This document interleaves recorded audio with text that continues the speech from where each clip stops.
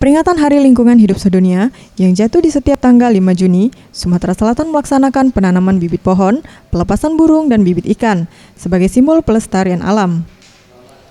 Ditemui usai kegiatan, Alex Nurdin, Gubernur Sumsel, menyampaikan, saat ini di Sumsel berbagai isu lingkungan mendera, seperti karhutla dan intrusi air laut di Sungai Musi yang sudah mencapai Benteng Kuto Besa.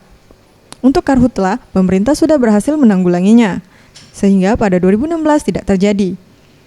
Pemerintah saat ini tengah berupaya dengan mengatasi intrusi air laut ke Sungai Musi karena dapat berdampak lebih parah dari karhutla dengan kelangkaan air minum.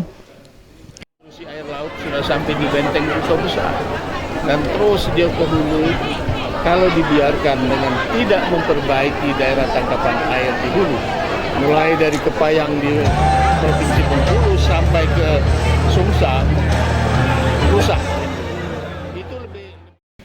Sementara itu, Edward Chandra, Kepala Badan Lingkungan Hidup dan Pertahanan Provinsi Sumsel, saat ini dari 72 titik pantau Badan Lingkungan Hidup Sumsel yang ada di Sungai Musi, tercatat sekitar 10% memiliki pH yang terbilang hampir tidak layak dikonsumsi. Titik tersebut berada di segmen Palembang yang padat penduduk, yang diakibatkan limbah rumah tangga, pertanian, industri, serta intrusi air laut.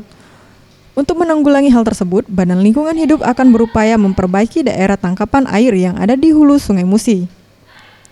Dan penerapan WC komunal atau sarana pengelola limbah cair bagi masyarakat di bibir sungai.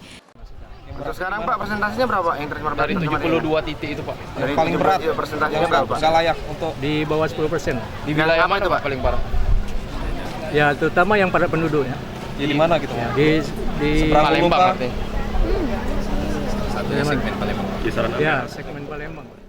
Anugrah Sandi Pratama, Sriwijaya TV.